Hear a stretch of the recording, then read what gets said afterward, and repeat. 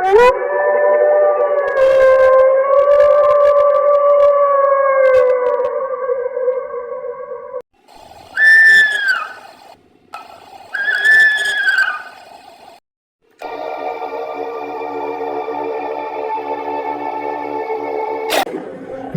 শ্রোতা বন্ধুরা, আমি উজ্জ্বল চলে এলাম তোমাদের এই চ্যানেল গল্প বাক্স আমার নিয়ে। কিছুদিন আগে ইংরাজি নববর্ষ গেল, তাই সকল শ্রোতা বন্ধুকে জানাই নববর্ষের জন্য হ্যাপি নিউ ইয়ার। সকলের এই বছরটাও যেন খুব ভালোভাবে কাটে এই আশা রাখছি, এবং তোমাদের পরিবারে সকলেও যেন খুব ভালোভাবে থাকে এবং সুস্থ সবল থাকে। বিশ্ব বাংলার বিরাট গল্প ভাণ্ডার, সেই গল্প ভাণ্ডারের মধ্যে দিয়েই আমরা আপনাদেরকে শুনিয়ে থাকি কিছু বিশেষ গল্প। তার মধ্যে থাকে ভূত প্রেতের গল্প, ভালোবাসার গল্প, রোম্যান্টিক গল্প এবং প্রাপ্তবয়স্ক বন্ধুদের জন্য নতুন নতুন গল্প। তাই আমাদের চ্যানেলটিকে সাবস্ক্রাইব করুন এবং পাশে থাকুন, যাতে আমাদের গল্প দেওয়ার সাথে সাথে তোমাদের কাছে আমাদের গল্পগুলি পৌঁছে যায়। আজ তেমনই একটি গল্প নিয়ে আমরা চলে এসেছি তোমাদের এই কাছে। দেবীপক্ষের অভিশাপ, পূজা শর্মার লেখা। তাই হেডফোন লাগিয়ে ভালোভাবে গল্পটি উপভোগ করুন এবং নিজের বন্ধু এবং ফ্যামিলি মেম্বারদেরকেও গল্পটি শোনাবার সুযোগ করে দিন শেয়ার করে। তাই আর কথা না বাড়িয়েই চলো আমরা এবার ডাইরেক্ট গল্পতেই যাওয়া যাক।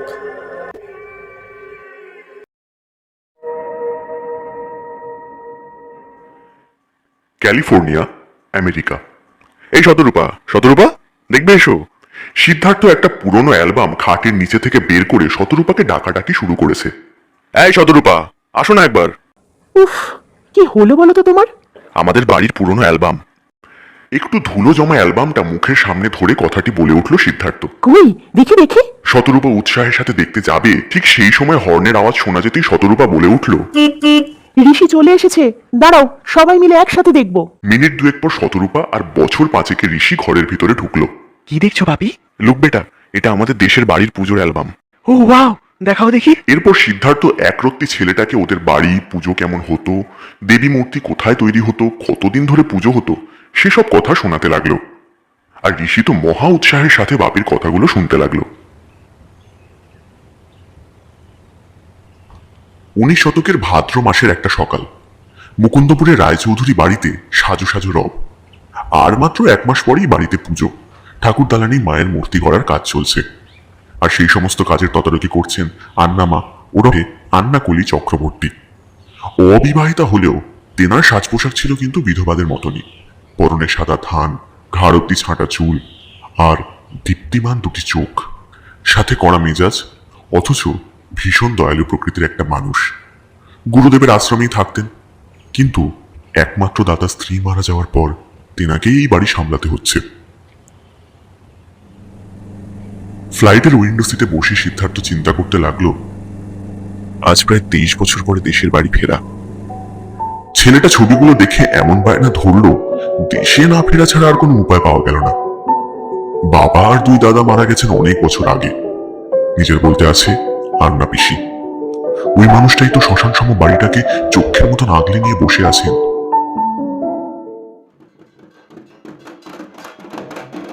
আজ মহালয়া, দেবী পক্ষের শুরু। আজই দেবীর চক্ষু দান হবে।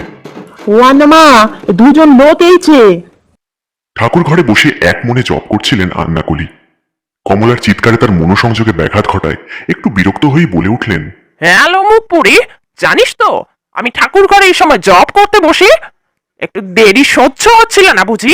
আন্নাকলি ধাতানি খেয়ে কমলা চিপ কেটে বলল, ও মা, রাগ করবেন নি, তেনারা গেরুয়া বসন পরে এইছে যে, সেই জন্যই তো আমি তাড়াহুড়ো করে ডাকতে এলুম। তা আগে বলবি তো। কথাটি বলেই ঠাকুর প্রণাম করে ছুটলেন সদর দরজার দিকে। সদর দরজার সামনে দাঁড়িয়ে আছে এক যুবতী, গেরুয়া বসন, গলায় রুদ্রাক্ষ আর হাতে পদ্ম বীজের একটা মালা। বয়স খুব বেশি না, হয়তো 22-23 হবে, আর সাথে একজন মধ্যবয়স্ক লোক। আন্নাকুলি যুবতীকে দেখে তার পা ছুঁয়ে প্রণাম করতে গেলেন। যুবতী আন্নাকুলিকে বাধা দিয়ে বললেন, সইয়ের পায়ে হাত দিতে নেই। যুবতীর কথাতে মন ভরে গেল আন্নাকুলির। চোখের কোণে 2 ফোঁটা জল চিকচিক করতে দেখা গেল। সেটাকে সামলে নিয়ে হাঁক পারলেন, ও কমলা, সইয়ের পা ধোয়ার জন্য 1 ঘটি জল নিয়ে আয় তো। হাত পা ধোয়ার পর্ব সারতেই আন্নাকুলি যুবতীকে অন্দরমহলের দিকে নিয়ে যেতে যেতে জিজ্ঞাসা করলেন, গুরুদেব আসলেন না যে?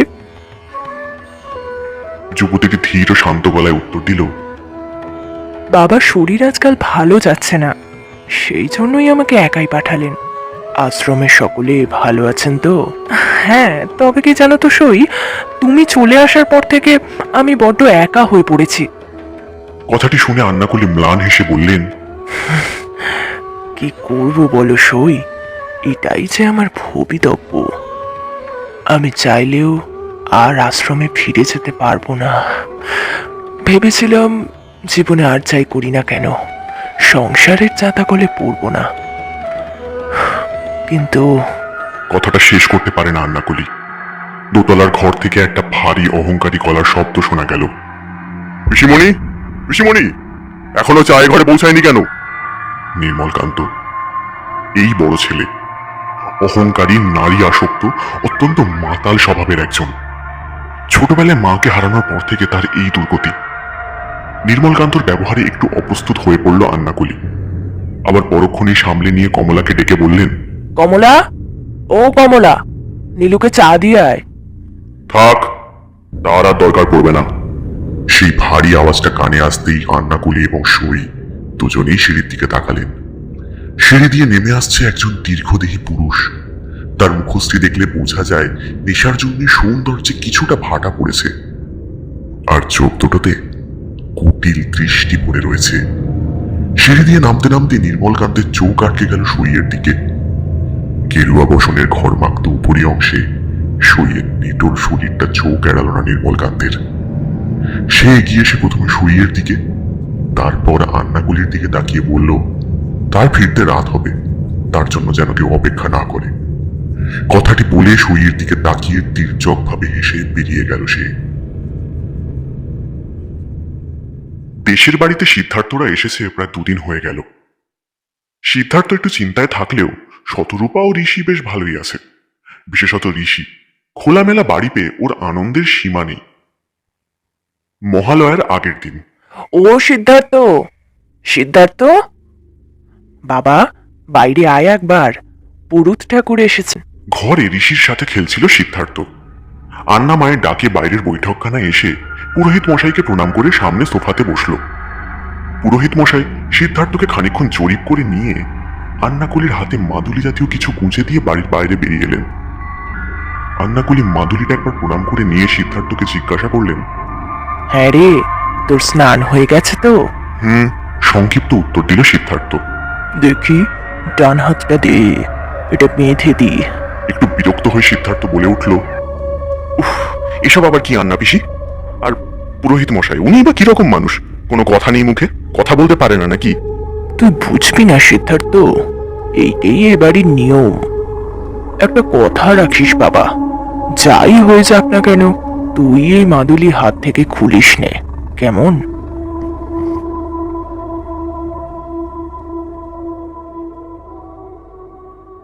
রায়চৌধুরী বাড়ির ঝুল বারান্দার একপাশে আরাম কেদারায় বসে এ মাসের হিসেব নিকেশ দেখছিলেন সূর্যকান্ত রায়চৌধুরী। স্ত্রী মাধবীলতা জীবিত থাকাকালীন অবসরে দুজনে নিভৃতে এখানেই সময় কাটাতেন। স্ত্রী মারা গিয়েছেন আজ অনেক বছর হলো, কিন্তু সেই সময় কাটানোর অভ্যেসটা আজও রয়ে গেছে।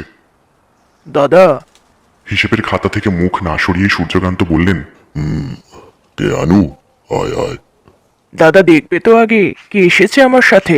খাতা থেকে মুখটা তুলতেই যুবতীকে দেখে বললেন, এসো মা, এসো। এ আমার পরম সৌভাগ্য যে তুমি আমার বাড়িতে পায়ের ধুলো দিয়েছ। যুবতী একটু লজ্জিত হয়ে বলে উঠল, এই মা, না না, দাদা ব্যস্ত হবেন না। আমার সুইয়ের দাদা মানে তো আমার দাদা।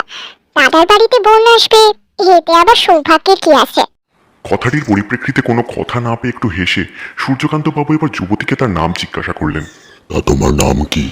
যুবতী বলে উঠল, আমার কোনো নাম নেই দাদা। আশ্রমে আমাকে সবাই গুরুমা বলে ডাকে, আর আন্নাকুলি আমাকে সই বলে ডাকে।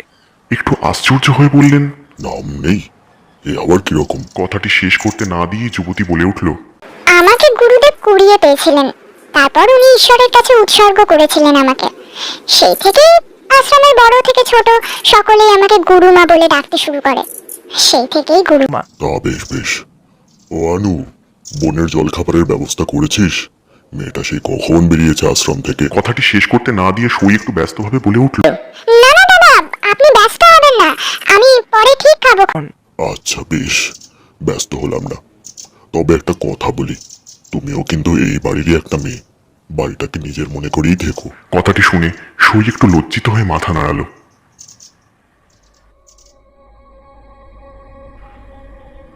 দুদিন হলো রাতে ঠিকমতো ঘুম আসছে না সিদ্ধার্থর। উঠে বসে, পাশে ঋষি আর শতরূপা অঘরে ঘুমোচ্ছে। কেন জানে না ঘরটা গুমট গুমট লাগছে। বাইরের খোলা হাওয়াটার কথা মাথায় আসতেই ঘরের লাগোয়া ঝুল বারান্দায় এসে দাঁড়ায়। ঘরের ভিতরটা গুমট হলেও বাইরেটা বেশ ঠান্ডা। ঝিঁঝি ডাকছে। হালকা ঠান্ডা একটা উত্তুরে হাওয়া শরতের জানান দিয়ে আগমনীর সুর ভাসিয়ে নিয়ে যাচ্ছে। মনটা একটু ফুরফুরে হয়ে যায় সিদ্ধার্থর। অনেকদিন বাদে আজ মেজাজটা একটু হালকা লাগছে। ক্যালিফোর্নিয়াতে কাজের চাপ, আবার বাড়িতে অভিশাপের কানাঘুষো অতিষ্ঠ করে তুলছিল সিদ্ধার্থকে। পূর্ণিমা না হলেও আকাশ পরিষ্কার থাকায় একটা হালকা আলো চারিদিকে ছেয়ে রয়েছে, বোধহয় তারার আলো। সেই ম্লান আলোতে দেখা যাচ্ছে দূরে থাকা ঝিমলি নদী, গ্রামের খড়ের ছাউনি দেওয়া ছোট ছোট বাড়ি, ধান জমি, আলপথ, পায়ে হাঁটা শুরু কাঁচা মাটির রাস্তা। তারপর সিদ্ধার্থ চোখে পড়ে রায়চৌধুরী বাড়ির সুবিশাল নড়বড়ে ফটক। ফটক পেরিয়ে বড় উঠান, উঠানের আনাচে কানাচে গজিয়ে ওঠা কিছু আগাছা, উঠানের মাঝখান দিয়ে বাঁধানো রাস্তা, সদর দরজার সামনে বাঁধানো চওড়া চাতাল। হঠাৎ চোখ আটকে গেল সিদ্ধার্থর। কি ওটা? ম্লান আলোতে ঠিক ঠাহর করতে পারে না সিদ্ধার্থ যে ঠিক কি পড়ে রয়েছে ওটা। একবার কি নিচে নেমে দেখবে, নাকি থাক কি না কি রয়েছে, কিন্তু যদি থাক, কি দরকার রাত বিরেতে নিজেকে খামোকা ব্যতিব্যস্ত করার। এই ভেবে ঘরে ঢুকে বিছানায় শুতে গেল সিদ্ধার্থ। ফোনে সময় দেখলো রাত 1:45 বাজে প্রায়। বিছানায় শুয়ে অনেকক্ষণ ধরে এপাশ ওপাশ করে যখন ঘুম আসছে না, আবার গেল ঝুল বারান্দার কাছে। কি জানে কিসের চিন্তায় সিদ্ধার্থ নিচে বাঁধানো চাতালের দিকে তাকাতেই একটু যেন নিশ্চিন্ত হলো। না, কিছু নেই। মিনিট খানেক দাঁড়িয়ে ঘরে এসে শুয়ে পড়ল সিদ্ধার্থ।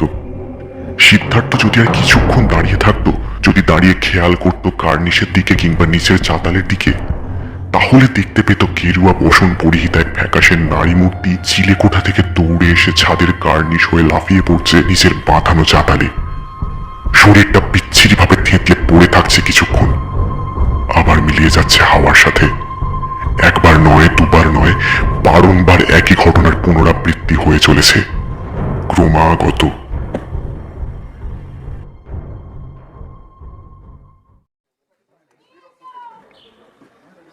অষ্টমীর সন্ধ্যা।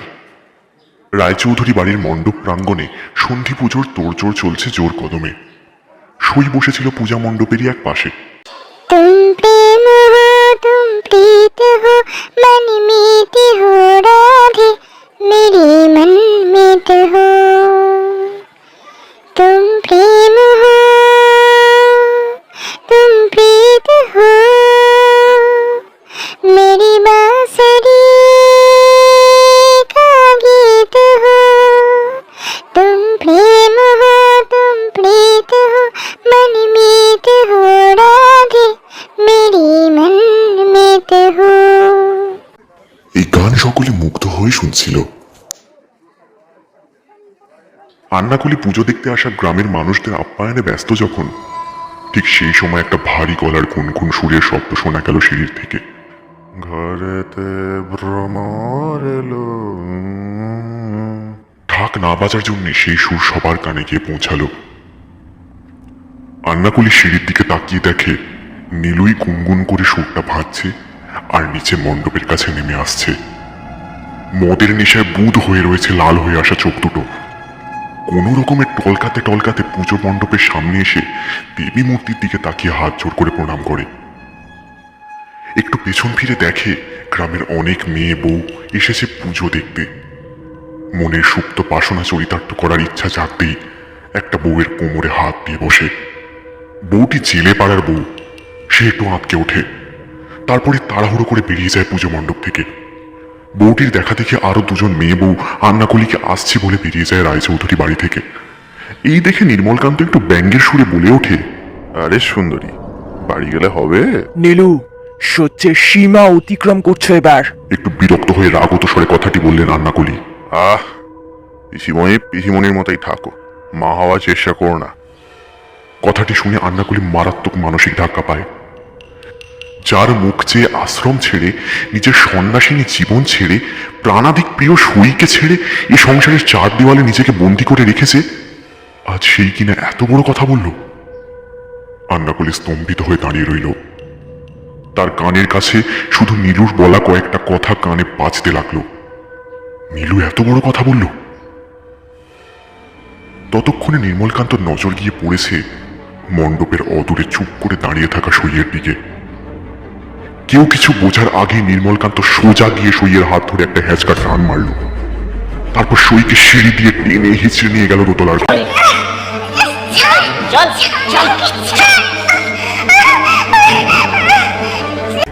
দোতলার ঘরে ঢুকে দরজা বন্ধ করতে আন্নাকলির যেন হুঁশ ফিরল। সে সোজা ছুটে গেল নীলুর ঘরের দরজার সামনে, হাউ হাউ করে কেঁদে দরজা ধাক্কাতে ধাক্কাতে বলে উঠল,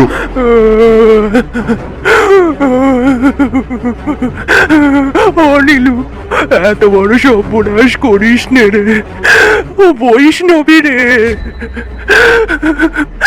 তোর একটা পাপের ফল ভুগতে হবে সারা বাড়ির লোককে, তোর ভবিষ্যৎ প্রজন্মকে। ও নীলু বাবা, দরজা খোল একবার। আন্নাকুলি গ্রামের কয়েকজনকে সাহায্যের জন্য অনুরোধ করেছিল, কিন্তু কেউ আসেনি। আর আসবেই বা কেন? পুজো দেখতে আসা গ্রামের কয়েকটা নিরীহ লোকজন কেই বা যাবে নির্মলকান্তের বিরুদ্ধে? কারণ সবাই জানে, যেই আজ তার বিরুদ্ধে যাবে, আগামীকাল তারই মেয়ে কিংবা বউ নির্মলকান্তের শিকার হবে। ঘরের ভিতর থেকে শোনা যায় একটা মেয়ে মানুষের ক্ষীণ গোঙানির শব্দ, আর সেই সাথে পাল্লা দেওয়া এক পুরুষের উত্তম নিঃশ্বাস প্রশ্বাস।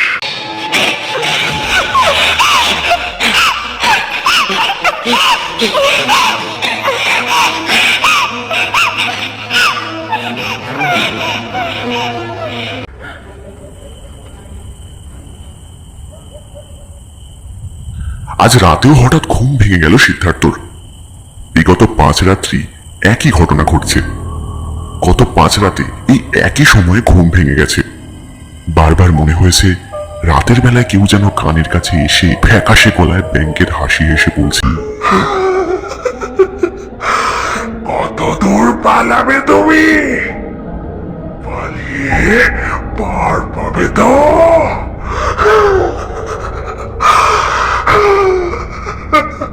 মনের ভিতর বিগত 5 দিনের ঘটা ঘটনাগুলোর পুনরাবৃত্তি হতেই আর একবার কেঁপে উঠল সিদ্ধার্থ। চারিদিকে থমথমে হয়ে রয়েছে। নিঃশ্বাস বন্ধ করে কান পেতে শোনার চেষ্টা করে। কোথাও কোনো শব্দ হচ্ছে না তো? না, কোনো শব্দ পাওয়া যাচ্ছে না। একটু নিশ্চিন্ত হয়েও হতে পারল না। চিলে কোঠা থেকে শোনা যাচ্ছে সেই কোঙানির শব্দ। বালিশে মাথা গুজে পড়ে থাকে, কিন্তু শব্দের বেগ কিছুতেই কমছে না। বালিশের তুলো কানের পর্দা ভেদ করে শব্দটা যেন মাথার ভিতরে নার্ভগুলোতে ধাক্কা মারছে।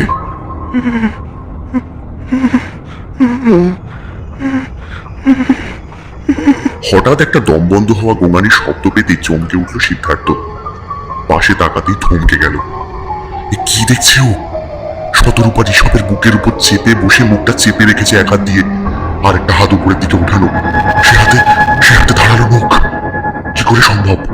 শতরূপা ঋষভ হওয়ার পর থেকে কোনোদিন নিজের হাতে নখ বড় রাখে না। তাহলে এত বড় নখ কোথা থেকে আসবে? ছেলেকে যদি বাঁচাতে চাস, হাতে ওই টাকাটা খোলা লাগে, নইলে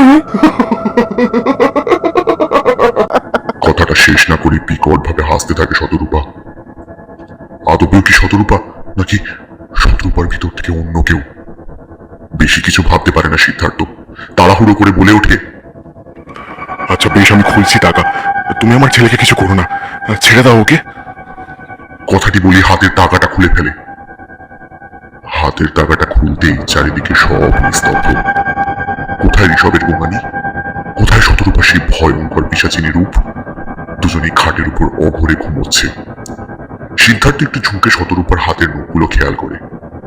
সে বড় নখ নেই, দিব্যিসির ছোট ছোট করে কাটা নখ। তবে কি ও ভুল দেখলো? কিন্তু কিভাবে সম্ভব? এইসব আকাশ পাতাল ভাবছে, ঠিক এমন সময় একটা মিষ্টি গলার সুর শুনতে পেল সিদ্ধার্থ।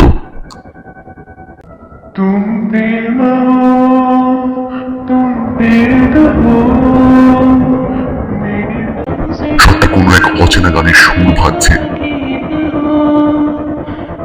এক মুহূর্তের জন্য যেন সিদ্ধার্থ মোহিত হয়ে গেল। এগিয়ে চলল সেই অচেনা সুরের দিকে।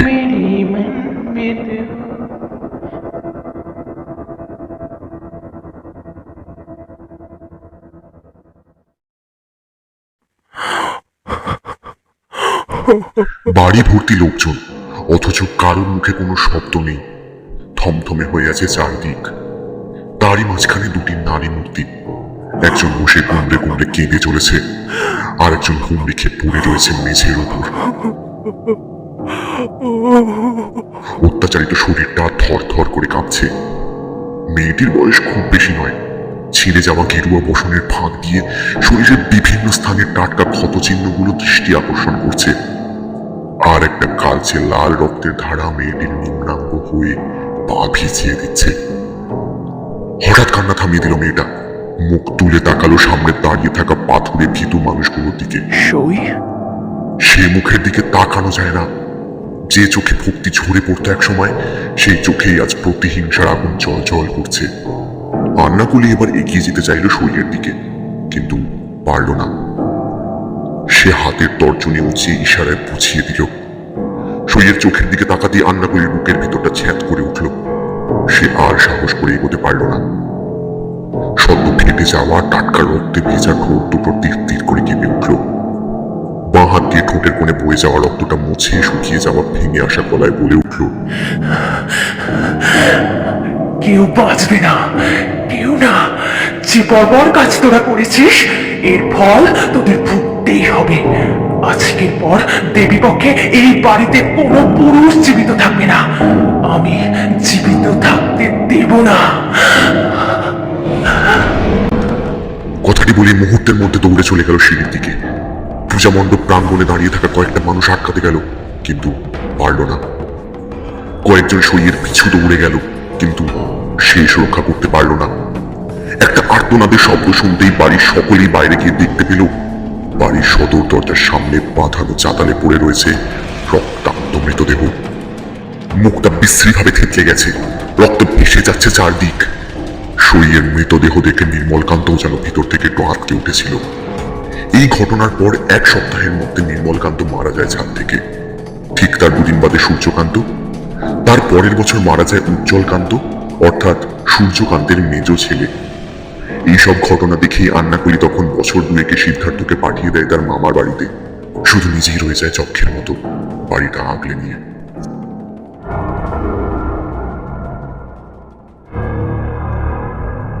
ছাদের কার্নিশে সিদ্ধার্থ দাঁড়িয়ে রয়েছে। অভিব্যক্তিহীন মুখটা শূন্য দৃষ্টিতে যে কোন দিকে তাকিয়ে রয়েছে তা ঠিক ঠাহর করা যাচ্ছে না। কি হলো? চাপ দাও। কণ্ঠটি কানে আসতেই সিদ্ধার্থ ঝাঁপ মারল কার্নিশ থেকে। শরীরটা গিয়ে পড়ল সেই চাতালে। মুখের এক পাশ থেঁতলে গেল, মাথার খুলিতে ফাটল পড়ল, বুকের পাঁজরগুলো ভেঙে আরেকটু ভিতর দিকে ঢুকে গেল। কার্নিশে দাঁড়িয়ে সেই ফ্যাকাশে নারী মূর্তি। সে সিদ্ধার্থ থেঁতলে যাওয়া শরীরটার দিকে কিছুক্ষণ তাকিয়ে থেকে একটু বাঁকা হাসি হেসে মিলিয়ে গেল হাওয়ার সাথে।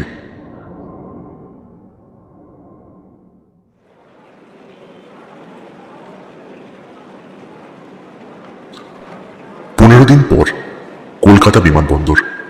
শতরূপা ঋষভ আন্নামাকে শেষবারের মতো বিদায় জানিয়ে আজ পাড়ি দেবে সুদূর আমেরিকা। কলকাতা থেকে ফ্লাইটে দিল্লি, তারপর ওখান থেকে আবার ফ্লাইটে করে সোজা আমেরিকা।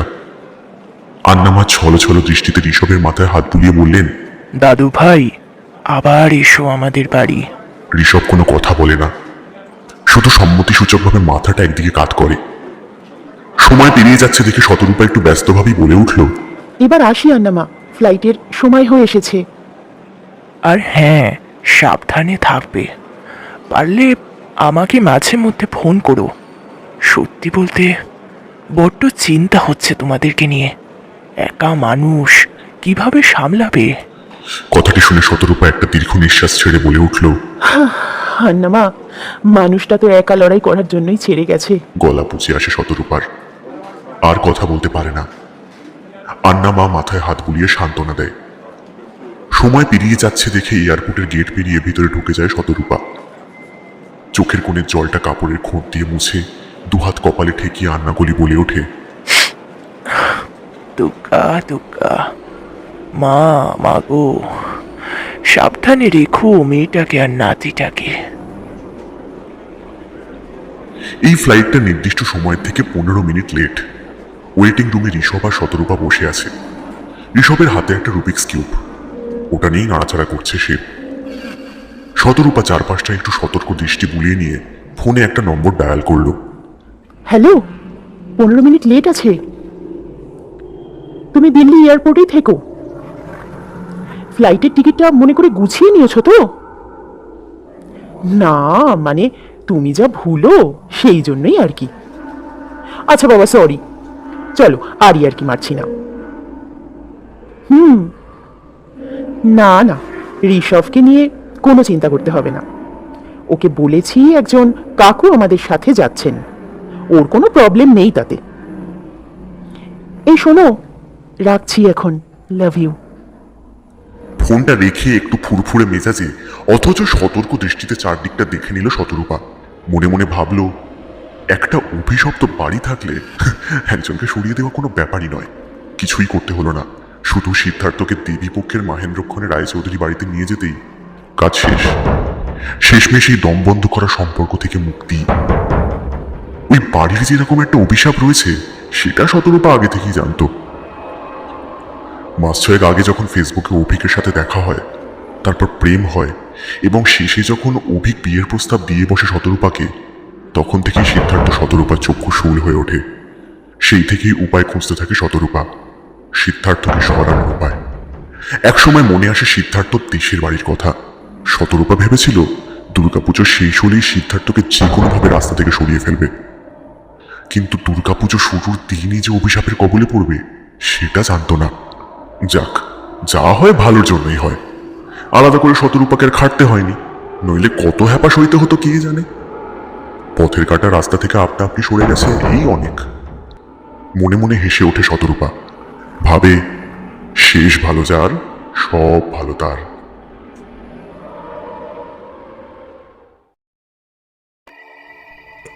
আজকের গল্প এখানেই শেষ হলো।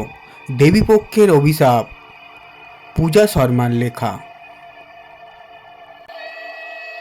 সবাই সাবস্ক্রাইব করে বেল নোটিফিকেশানটিকে অল করে দিন, যাতে আমাদের গল্প দেওয়ার সাথে সাথে তোমাদের কাছে গল্পের নোটিফিকেশানটি পৌঁছাতে পারে। আর তোমাদের মতামতগুলি আমাদেরকে কমেন্টের মাধ্যমে জানাও। গল্পটি ভালো লাগলে একটি লাইক করে দাও। দেখা হচ্ছে পরবর্তী গল্পে। ততক্ষণের জন্য গুড বাই।